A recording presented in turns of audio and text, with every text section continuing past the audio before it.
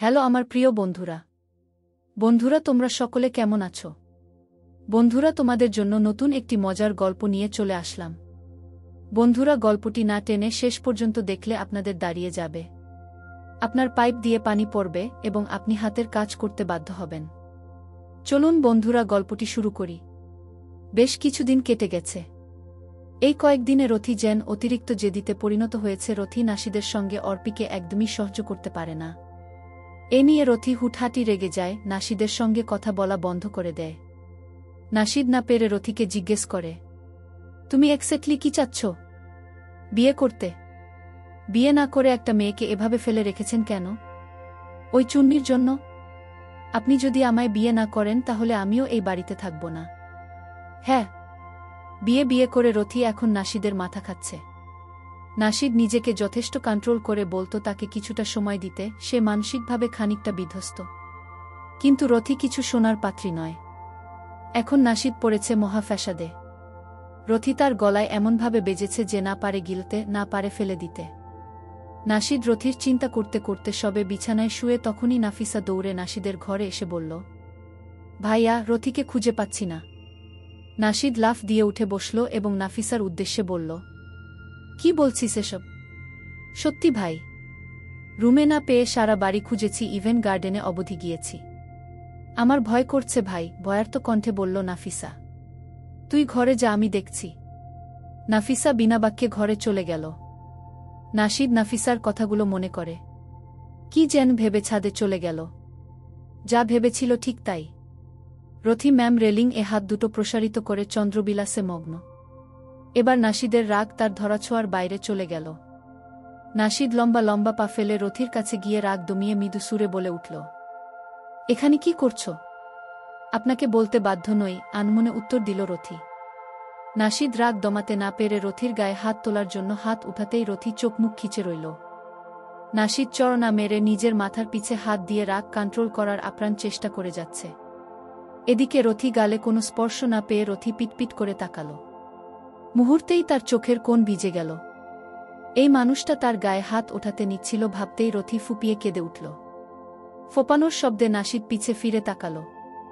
নাসিদ রথিকে ধমকে বলল, এই মেয়ে, কাঁদছ কেন?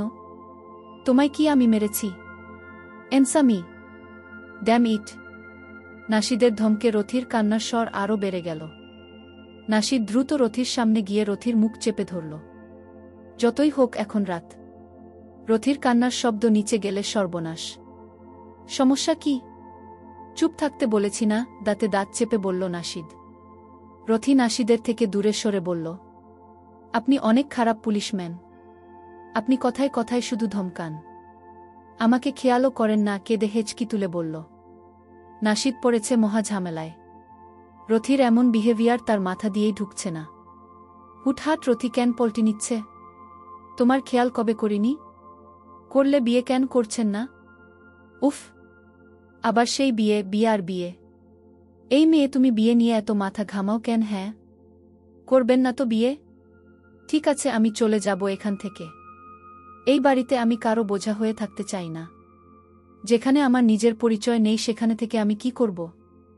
আপনি হয়তো ভুলে গেছেন আমার যথেষ্ট সেলফ রেসপেক্ট আছে। শুধু আপনার জন্য এতদিন চুপ করেছিলাম, কারণ মনে হতো ভালোবাসায় সব জায়েজ। কিন্তু এখন আর আমার পক্ষে সম্ভব না। আপনি তো আমায় ভালোই বাসেননি, শুধু দায়িত্ববোধ ভেবেছেন।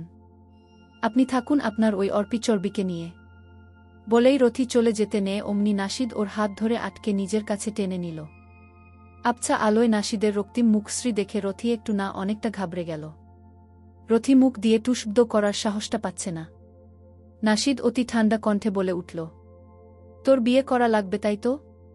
তাহলে চল, তোরে বিয়ে করে বাসর করে প্রমাণ দিয়ে দেই তুই আমার কাছে কি। তোর কাছে তো বিয়ে জরুরি, বিয়ের সাথে অফকোর্স বাসরও সংযুক্ত। এতদিন ভালো কথা বলে বুঝিয়েছি, কিন্তু তুই তো ভালো কথা শোনার মানুষ না। ওয়েল, আমার খারাপটার সাথেই নিজেকে অ্যাডজাস্ট করে নে। বলেই রথিকে টেনে হিচড়ে ছাদ থেকে নামিয়ে আনল। এদিকে রথি প্রাণপণ চেষ্টা করে যাচ্ছে নিজেকে নাসিদের হাত থেকে ছাড়ানোর, কিন্তু নাসিদ যে এখন খ্যাপা বাঘ হয়ে গেছে। রথিকে সে কিছুতেই ছাড়ছে না। নাসিদ কোনো দিকে না তাকিয়ে সদর দরজা খুলে রথিকে নিয়ে বেরিয়ে গেল। মনিকা তখন পানি খেতে ডাইনিং এ এসেছিল। ধস্তাধস্তির শব্দে সে সদর দরজার দিকে তাকায়, কিন্তু আবছা আলোয় বুঝতে পারল না ওরা কারা। সে দ্রুত হেঁটে সেই অবধি পৌঁছাতে পৌঁছাতেই ওরা চলে যায় গাড়ির গ্যারেজে। মনিকা কাউকে না পেয়ে সেও বেরিয়ে আসে। নাহ, কাউকে পেল না। হতাশ হয়ে মনিকা ভেতরে চলে আসে। দেখেন, পাগলামি করবেন না। কোথায় নিয়ে যাচ্ছেন আমায় এত রাতে? কেন তোকে বিয়ে করতে? তুই না বিয়ের জন্য হাঁপাচ্ছিস? তোর বিয়ে করার শখ মিটিয়ে দিতে হবে না, নাশিদ ড্রাইভিং করতে করতে বলল। নাশিদের তুইতুকারিতে বেশ বোঝা যাচ্ছে রাগ এখনো কমেনি। রথি মনে প্রাণে আল্লাহকে ডাকছে। এখন সে কি করবে? এভাবে বিয়ে তো সে চায়নি। চাওয়া তো দূরে থাক, কল্পনাও অবধি করেনি। নাশিদ ড্রাইভ করতে করতে ফোনে কিসব করল। মাঝরাত হওয়ায় রাস্তা প্রায় ফাঁকা। রথি অনেকভাবে নাশিদকে বোঝানোর চেষ্টা করেছে, কিন্তু নাশিদ তার বুঝের সীমানার বাইরে আছে। মহাকেলেঙ্কারি লাগছে এই নাশিদকে। অবশেষে ওরা থানায় পৌঁছাল। নাশিদকে থানার সামনে গাড়ি থামাতে দেখে রথি খানিক বিস্মিত হল। রথি ভাবনা চিন্তা করার আগেই নাশিদ তাকে টেনে টুনে গাড়ি থেকে নামিয়ে থানার ভেতর নিয়ে গেল। নাশিদ সোজা তার কক্ষে ঢুকে পড়ল। সেখানে নয়নসহ নাশিদের দুজন বন্ধু আর কাজী সাহেব রয়েছে। কাজী ঘুমে ঢুলছে। দেখেই বোঝা যাচ্ছে কাজীকে তার বাসা থেকেই তুলে আনা হয়েছে। কাজীও মুখে কুলুপ দিয়ে আছে, কারণ যতই হোক পুলিশের বিয়ে। পুলিশের অমতে যাওয়া মানে নিজের প্রাণভোমরা ফু দিয়ে উড়িয়ে দেয়া। রথি নাশিদের থেকে নিজেকে ছাড়ানোর চেষ্টা করছিল দেখে নাশিদ রথিকে দেয় এক ধমক। সেই ধমকে কাজী লাফিয়ে উঠে আর চোখের চশমা ঠিক করে এদিক সেদিক তাকিয়ে ভয়ে উত্তেজিত হয়ে বলে উঠল, কার বিয়ে পড়াব? কে কাবিননামায় স্বাক্ষর করবে? নাশিদ রথিকে একটি চেয়ারে বসার উদ্দেশ্য করে বলল, বসো। রথি ঘাবড়ে বসে পড়ল। নাশিদও রথির পাশে বসে বসল। নাশিদ রথিকে একটু খেয়াল করতেই দেখল রথির মাথায় কাপড় নেই। নাশিদ রথির মাথায় ওড়না জড়িয়ে দিল। যা দেখে রাতে ডিউটিরত কয়েকজন মহিলা পুলিশ অদূরে দাঁড়িয়ে মুখ চেপে হাসছিল। নাশিদ এবার কাজীর উদ্দেশ্যে বলে উঠল, বিয়ে পড়ানো শুরু করুন।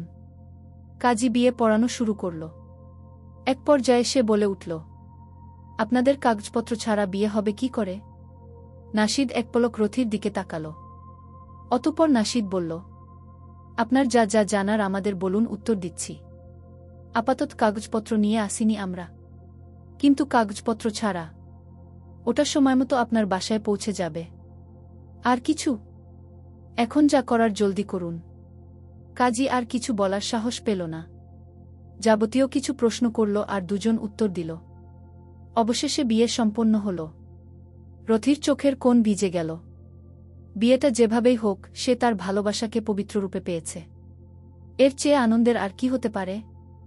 রথি প্রশান্তিতে চোখ বুজে ফেলল। বিয়েটা নিয়ে মনের মধ্যে একটা ঝড় বইলেও এখন সবকিছু কেমন শান্তি শান্তি লাগছে। রথি যেন হাওয়ায় ভাসছে। নাশিদ কাজীর সাথে কথা বলে কাবিননামা নিয়ে নয়নদের সাথে কথা বলল। নাশিদের এক বন্ধু হেসে বলল, তুই আর শোধরালি না। সেই কলেজ লাইফের মতো রাত করে ডেকে পাঠালি। তবে যাই বলিস, তোর বিয়েতে উপস্থিত থাকতে পেরেছি এই অনেক। বিয়ে মোবারক বন্ধু। বলেই নাশিদকে হাঁক করল। নাশিদ ওদের সঙ্গে কথা বলে রথির কাছে গেল। রথিকে থম মেরে দাঁড়িয়ে থাকতে দেখে নাশিদ বলে উঠল, কি হলো? যাবে না নাকি নিজের বাসর এই থানাতেই করার ইচ্ছে? রথি চোখ গরম করে নাশিদের দিকে তাকাল। তখন থেকে বাসর বাসর করেই চলেছে। শালা ঠোটকাটা খচ্চর পুলিশ। বিয়ে শেষ পর্যন্ত তার এই থানাতেই লিখা ছিল। রথি দাঁতে দাঁত চেপে বলল, বিয়ে করার জন্য আর কোনো প্লেস ছিল না? থানায় কেন? সবাই তো কাজী অফিস গিয়ে বিয়ে করে, আমি না হয় ইতিহাস বদলে দিলাম। হলো না একটা ইউনিক বিয়ে? আমার নাতিনাতনিদের গল্প শোনাব, তাদের দিদুনকে থানায় বিয়ে করেছি। কচু সরেন সামনে থেকে। নাশিদ খপ করে রথির হাত ধরে বলে, সরি, এখন আমরা বাসায় যাচ্ছি। বলেই নাশিদ নয়নদের থেকে বিদায় জানিয়ে রথিকে নিয়ে চলে গেল। ভোর 5টায় ওরা বাড়ি পৌঁছাল। নাশিদের কাছে ডুপ্লিকেট চাবি ছিল, তাই বাড়িতে ঢুকতে খুব বেশি অসুবিধা হল না। বাড়িতে সাবধানে ঢুকে যে যার মতো ঘরে চলে গেল।